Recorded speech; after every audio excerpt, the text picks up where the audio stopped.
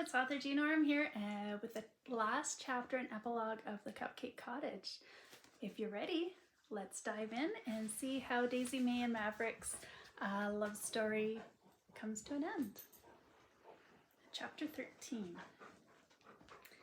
His mom was practically buzzing around his house when Maverick got home from one of his whirlwind away games.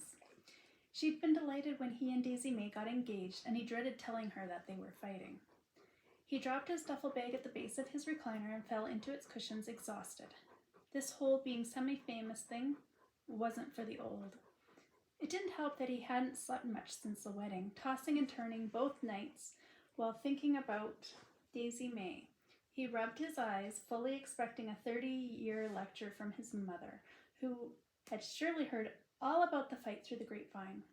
These kinds of things never stayed private in Sweetheart Creek, especially when you fought outside of a wedding. He opened his eyes before he inadvertently took a mid-afternoon nap, ruining his chance of finally having a good night's sleep. There was a small table of plants in front of his living room windows that hadn't been there yesterday morning when he dragged himself to the airport before dawn. Since when do I have plants? They make it look like someone lives here, his mother replied, coming in from the kitchen. Someone lives here? Me. She gave him a harumph that made him smile, patting his cheek as she moved past him, bustling about, adjusting the plants. At some point in the home's history, the original living room windows had been replaced with two tall ones that stretched almost from the floor to the ceiling. When he sat in his recliner, he had a stupendous view of the rolling Texas hills out behind the house, and apparently, so too did the stray mama cat sitting on his windowsill, flicking her tail in irritation at having her peace disturbed. And since when does Kraken come in the house? That's an awful name. She has kittens in the barn, penguin, duck, coyote, panther, and shark. Poor cats named after NHL teams. I thought it was clever. He got up and traveled through the kitchen to open the back door off the laundry room. Hey, Kraken, time to take off. He left the door open and leaned through the doorway to check on the cat. She hadn't moved and was now licking her front paw as though she owned the place, or more likely was waiting for a gourmet dinner. She was looking a lot healthier and less bony than she had 2 months ago, but he still didn't want her in the house. If she came in, he'd suddenly have 6 cats in here, and that was about 3 too many for him as a first-time cat owner. If he could even own a cat. I was wondering where you kept the food, his mother said, scooping the feline into her arms. Kraken purred, already knowing who was the boss, even though he was the one who fed her. Her kittens are outside. She's an outside cat. His mother cooed over Kraken, taking her into the kitchen and setting her on the counter. That's also where I feed her. Outside. He swept the cat into his arms. Off the counter. Kraken climbed up his shirt and launched off his shoulder like she was a slap shot sent from a possessed puck machine. Whoa. Maverick turned. The cat had landed on top of the old fridge, watching him. I don't think I like feral felines in my home. She's not feral. He picked up his phone and shot a text to Brant Wilder, Miles's brother, who was a local veterinarian and animal control officer. He had been meaning to ask if anyone was missing a cat. He figured 2 months late was better than never. Had 2 months really gone by since he and Daisy-Mae found her? Brant's reply was quick. The former owner hadn't owned a cat, and none matching Kraken's description had been reported as missing. What are you doing? His mom asked, sending a pointed frown at Maverick's phone as he typed out a reply. She had begun telling him about his new plants that would surely die in a week and explaining how to avoid that. I'm asking Brant if he has a large cat-eating dog. Maverick! He grinned and tucked his phone into his back pocket. So, tell me about these plants. I was, she huffed with impatience. I hope you show Daisy-Mae more attention than you show me. He sobered. His heart still stung from their fight, and he still couldn't solve the riddle of why they'd argued, or when they'd have a chance to make up. Daisy-Mae was used to fame and attention. Yes, he was crazy busy. Yes, he couldn't always make their wedding plan appointments, but he loved her, and she loved him, right? They'd done okay early in the relationship, moving their lives around. Shouldn't they be more than okay than they were? His mom reached into a large bag she parked on the counter. Her hands moved, but her eyes remained locked on him. He watched her watching him for a long beat. You always liked her, his mom said simply, and I know she was Miles's girl for a long time. But I could always tell when she'd been hanging out with you boys. You were always brighter afterward. He gave her a look and she waved a hand. It's just one of those things that mothers notice. She lowered her voice. Miles is wonderful, but I always thought you and Daisy-Mae would make a much better match. I'm glad you two found each other again. She watched him again. He sighed. He might as well dive into the conversation she wanted to have rather than let her wear him down. We're fighting. About what? She doesn't like fame. His mom frowned. You were both reaching for that sort of attention as teens, her with her crowns and you with your hockey. Looking to get noticed as something special? Are you sure it's the fame that's bothering her? I like hockey, and my ability to mess up my reputation shows I don't care about being a celebrity. Or maybe it just gets you more attention. She gave him a smug smile. You think I sabotage myself? She shrugged, a bratty twinkle in her eyes. She was teasing. At least he was pretty sure she was. He paused to consider the idea of self-sabotage and discarded it. I think she doesn't like that I'm busy. His mom made a sound of acknowledgement, but nothing more as she unpacked containers of home-cooked meals into his fridge. She was clearly up to something. The two of them were close, but she didn't normally stock his fridge. Will this be a regular thing now that I live closer? He asked, gesturing to the growing stack of containers. I bought you new bedding. I put it on your account at that new place in Riverbend. I don't have an account. I started one for you. Expect a bill in the mail at the end of the month. They let you do that? Of course they did.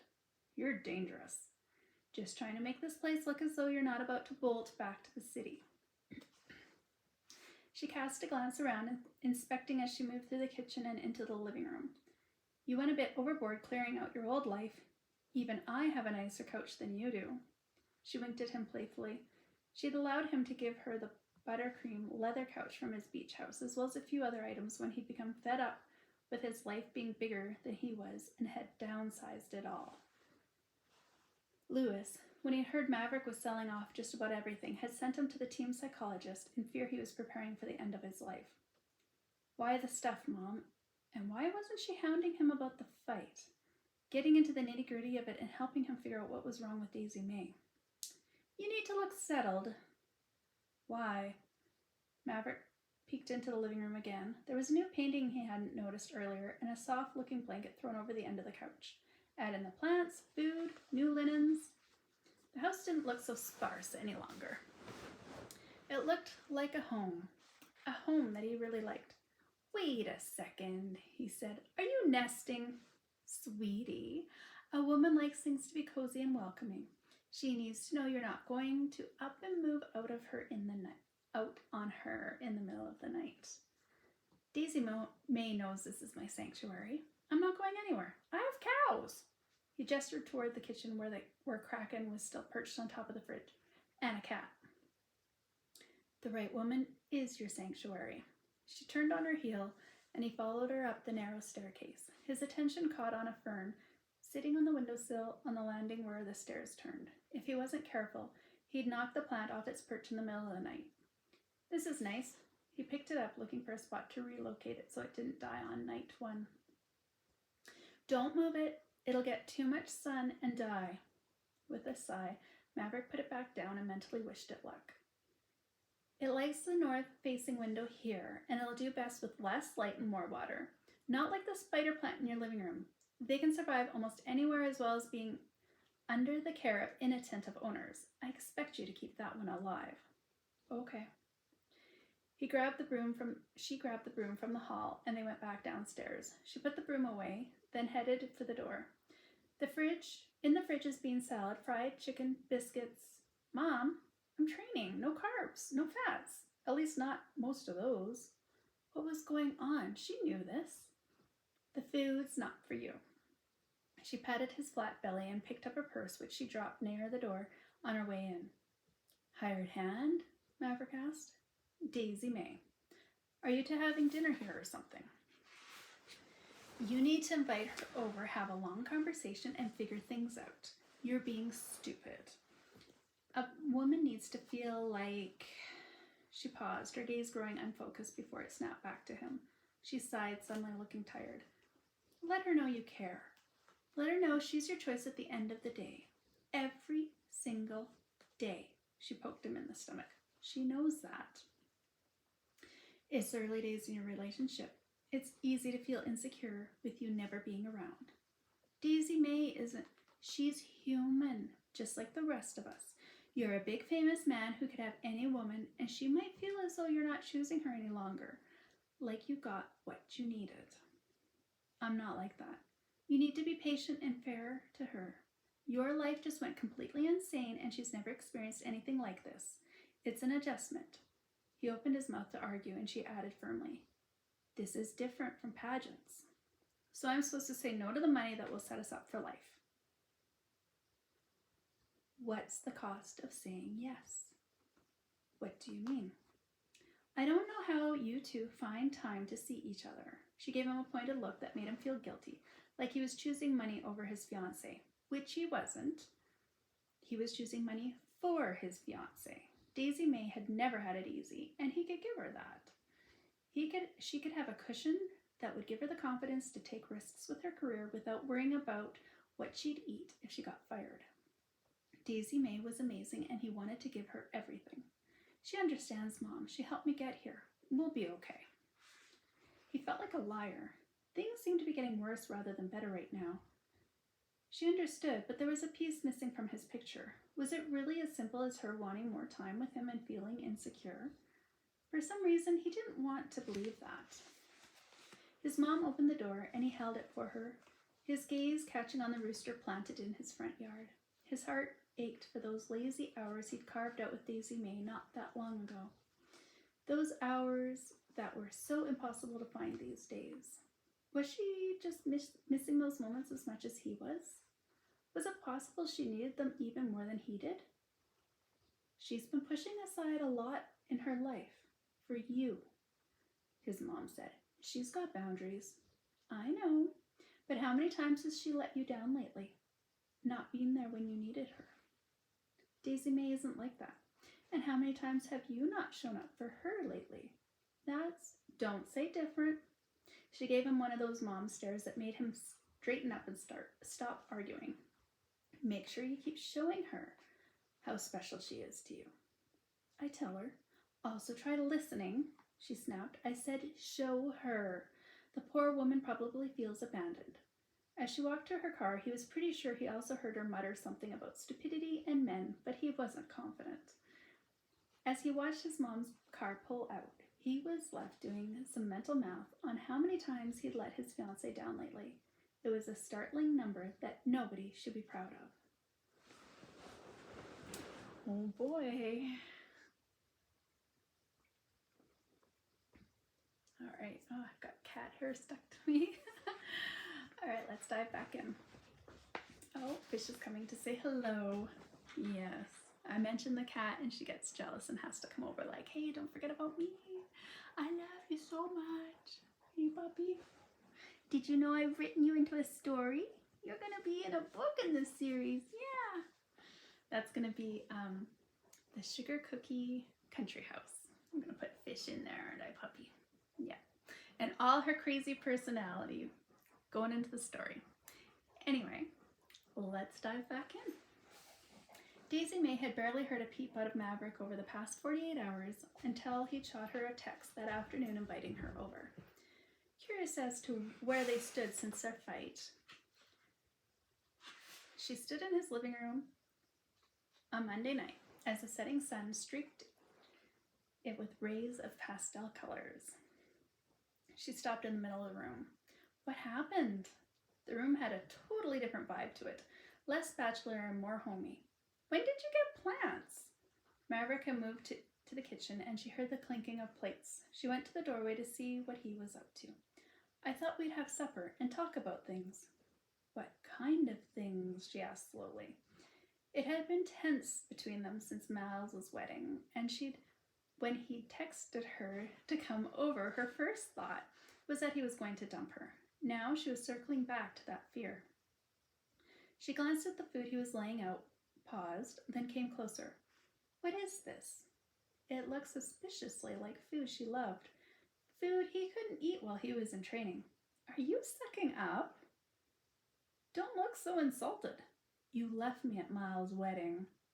I didn't leave you there. His cheeks reddened. You were the one who wasn't there when I arrived at the reception. After you asked me to the whole event and then bailed. Her voice was shaking. I ended up wearing the same color gown as the bridesmaids. I looked like I was trying to weasel my way into the family, and you weren't even there. Everyone thought we were broken up, and I was making a desperate grab for Miles. Maverick stared at her. Who said that? Nobody. It's just... Never mind. She inhaled slowly, struggling to rein herself back in. Maverick was still studying her, and she wanted to hide. I'm sorry, he said quietly, eyes cast downward. I didn't think about what it might feel like to be at your ex's wedding. I know you two are still friends, and I knew a lot of friends and family would be there, so I didn't think about how it might feel to not have me there. He finally looked up, his eyes pained, especially on Valentine's Day. I'm sorry. Her angle fizzled. Yeah, she leaned against the counter, feeling strangely defeated. I should be stronger. You were with him for a long time. Not that kind of stronger. The same dress thing? He tried for a half smile to see if he could coax her out of her mood. His expression was so hopeful, so boyish, she had to laugh. She loved this man. She just wished it was all a little easier right now. And maybe true love wasn't supposed to be simple and perfect. Maybe that was all some line that had been packaged and sold to her over the years, and she believed it because it sounded absolutely wonderful. What are you going to eat? She asked, gesturing to the fried chicken, bean salad, and biscuits. It's cheat day, and beans are on Athena's green list of foods. Yeah, but old farts like you don't get cheat days. And if you only eat the bean salad, you'll be an old fart in an all-new kind of way. He gave her one of those grins that made her heart flip. She was such a sucker for him, and it looked like he was a sucker right back. So, they weren't broken up, and it didn't look like they were heading there either. The lift of relief felt like a weighted blanket being tossed off of her. She hadn't even realized how much had been weighing her down until it was gone. They still had their issues, of course. Here, he started to dish food out for her. How much do you want? She took over. I can do it. Do you want to eat outside? Why are you buttering me up? Because I love you. He seemed nervous again. And we need to talk. Oh, Daisy-Mae hated that phrase so much. I know. She dropped the serving spoon into the container of bean salad a little too hard and stormed out the kitchen door with her plate, sending a gray cat scurrying. Once outside, Daisy-Mae didn't know where she was supposed to go, and she slowed, waiting for Maverick. He appeared a moment later and gestured toward the barn. I don't want to eat in the barn. There's a nice view just behind it. He had a fuzzy cream-colored blanket slung over his arm. Wonderful for cozying under while watching a movie, but absolutely horrible for using as a picnic blanket. They'd surely ruin it.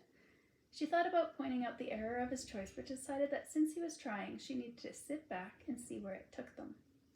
Maverick led her to a small knoll that was dotted with wild strawberry plants. In a few months, the hill would be speckled with tiny red bombs of flavor. And right now, they had a stupendous view of a field of early blooming bluebells. Maverick spread out the blanket, and Daisy-Mae sat beside him. The view was gorgeous. Despite the setting sun, the day was still warm enough to sit without getting a chill. I'm sorry.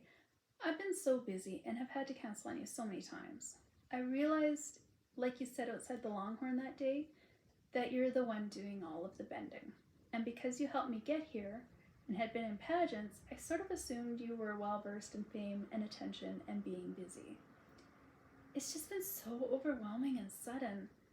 I'm not okay with it, at least on some levels, she said carefully. But it feels like I'm not a priority. It feels like you're always dropping me and assuming I'll still be there waiting for you no matter what. Like I'm a loyal dog who's happy with any drop of your attention. She could hear the hurt in her voice and she hated herself for it. Daisy-Mae, you're not. I know. She blinked back the sudden wetness in her eyes. I know that.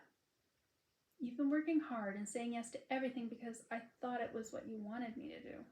But it's your career, not mine. I'm not the boss of you. I thought you wanted this for us. It was the goal. To never be around each other? I'm not like my parents. I waited, Maverick. I waited for a really long time to find love like ours, and I didn't settle, and I'm not about to start now. So enough is enough? He asked, his concentration on his chicken. She fought back tears, worried that he was angling toward her worst fear, but that would mean that everyone had been wrong about setting boundaries and telling him what she needed, and if you couldn't do those two things with the man you loved, then what good was their relationship? I wanted the world to see you the way I did, she said softly. They had put their meals aside, frustration and hurt flowing off of both of them. But now everyone wants a piece of you, and there's nothing left for me. Maverick shifted closer, carefully setting her hands in his.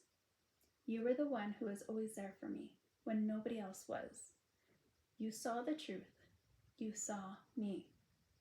He slowly leaned forward, so he was in her line of sight. I would quit hockey, Daisy-Mae, but I wouldn't quit you. Tears came out of nowhere, spilling over in a torrent. That's not true, she whispered. Hockey was his everything. It is true. He shifted so he was facing her, his body pressed against hers. You're the most important thing to me. I got caught up in it all, but I want you to know this one very important thing. He paused long enough that she said, okay. You say I quit? Then I quit. Mav, I'd never. You call the shots. You're my captain. You're my first team, always and forever. New scene. Maverick, will you marry me? Maverick's heart swelled at the earnestness of Daisy-Mae's request. She looked relaxed for the first time since she'd stepped into his house earlier.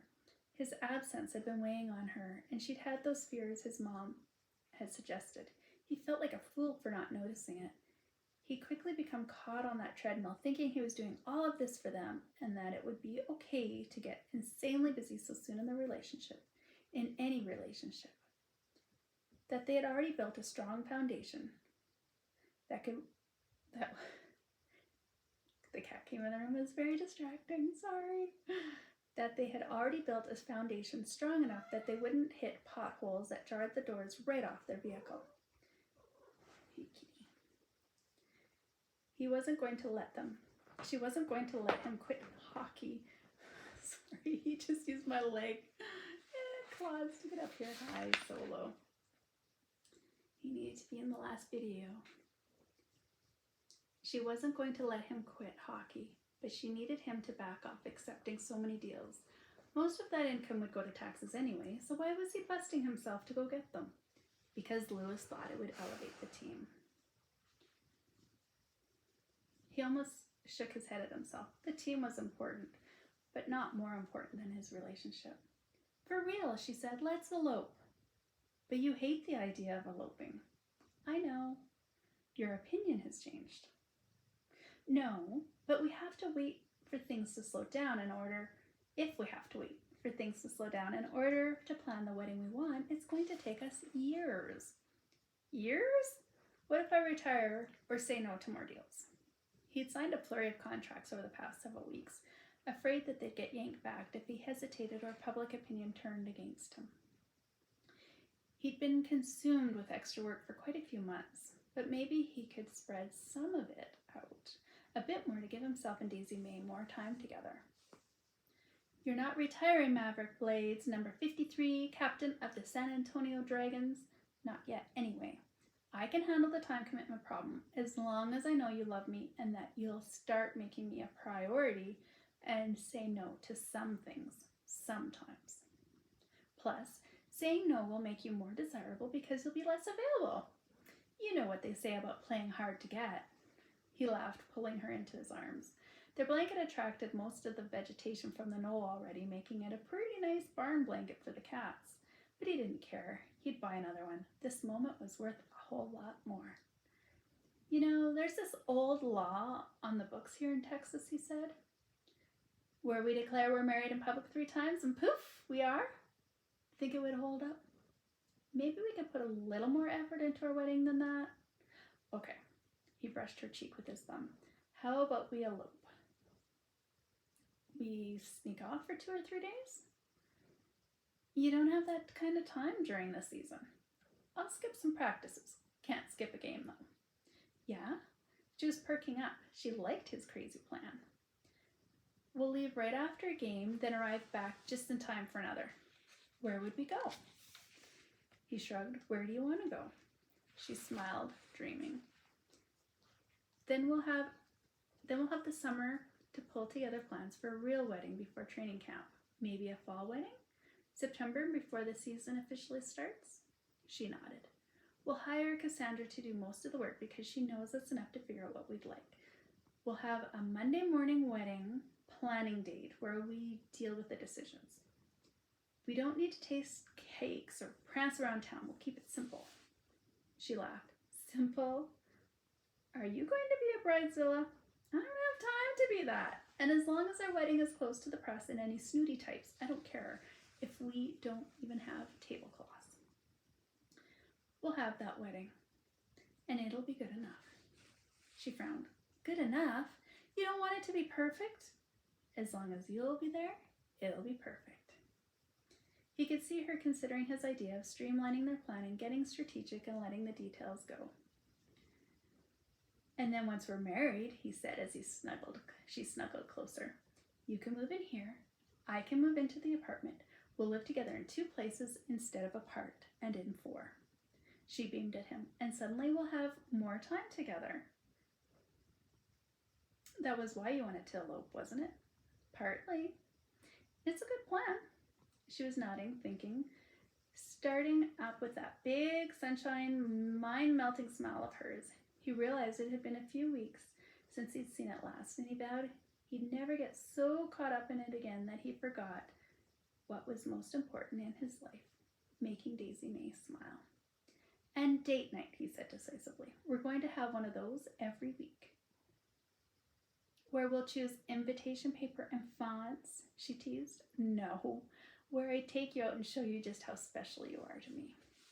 Even if I have to fly out to Colorado or Calgary or wherever I have a game. She opened her mouth to protest, probably over the cost or the fact that she had to work regular business hours and couldn't fangirl her way around the world after him. I'm telling Miranda that I'm stealing you away from time to time and that she's just going to have to accept it. You can't. I'll get fired. They'll never fire you. Have you seen our ticket sales lately? The number of fans wearing our swag at games? Swag that you created, I might add. Miranda sees the impact of what you're doing. I still have to work certain hours. Going to our competitor's game is research, he said firmly. She giggled out of seriousness. I love you. And I love you. How does that sound for a plan? It sounds, dare I say it, perfect. Would you like to hear the epilogue? A couple more pages. Let's dive in. Epilogue. Standing on the beach with the town of Indigo Bay and the bright rows of cottages behind them, Daisy-Mae couldn't stop smiling. She was getting married. And she hadn't had to make a single decision thanks to Cassandra, who had recommended Zoe Ward Wallace here on the Indigo Bay Cottages Resort to whip together a beach wedding. And it was perfect, serene and private. Seagulls circling above as a warm breeze came down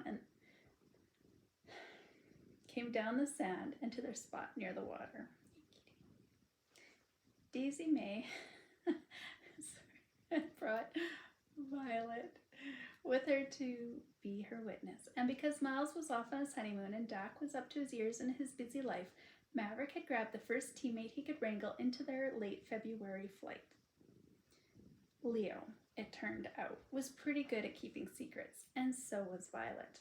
It was only recently, when Daisy-Mae had brought her head out of her own problems, that she realized Violet and Leo were on their way to taking over the world, and maybe not as 2 single people. Their duo was full of secrets, and Daisy-Mae planned to find out what they were, but not until after her 2-day honeymoon in the pink cottage just down the beach. Maverick looked amazing in his tailored suit, and the breeze kept picking up her simple layered white sundress with the eyelet lace. Her hair was held up by seashell clips, and Maverick had found her some gorgeous classic pearl jewelry. She felt like a relaxed beach bride, but also someone pampered, someone who had been chosen. They stood under a rose-covered archway that filled the salty sea air with a gentle floral scent. Maverick took her hands, grinning like crazy. She was pretty sure the world could end, and he still wouldn't stop smiling. "I love you," she mouthed to him. "I love you too," he mouthed back. The ceremony began, and their vows went by in a flash. "You may kiss the bride." Maverick didn't hesitate, pulling her body against his, one hand to her lower back as he put his lips on hers. This was the beginning of the rest of her life, of dreams coming true, of having a partner, someone who had her back and believed in her. They would still be crazy busy for the next several months, but she didn't mind as much now that she had the man she'd been crushing on, the man who gave her those slow, lingering gazes when he sought her out in the crowded arenas, locking eyes with hers and giving her a wink. She felt like she was center of the world, his world. Their leisurely kiss ended, and she expected to hear clapping from Leo and Violet. But when she turned, she saw that their white wooden chairs had been planted beside each other in the sand, and the two of them were locked in their own embrace. "What's this?" Maverick asked. "I think Cupid's found someone new." "I do like that little cherub with wings." Maverick held her close, his body warm against hers. "And I'm sure glad he finally caught you." "Oh, Mav, he caught me a really long time ago." "I didn't realize you'd known Lewis so long." She laughed. "We should send him a thank you gift for pushing us together, because who knows how long it would have taken us on our own." "Kiss me again." "Yeah? Why should I do that?" "We have a lot of lost time to make up for, Mrs. Blades." The end. I hope you've enjoyed listening to the Cupcake Cottage, and let me know if you want to hear me read more books here on my YouTube channel. Thanks for listening, and I guess that's it. Goodbye.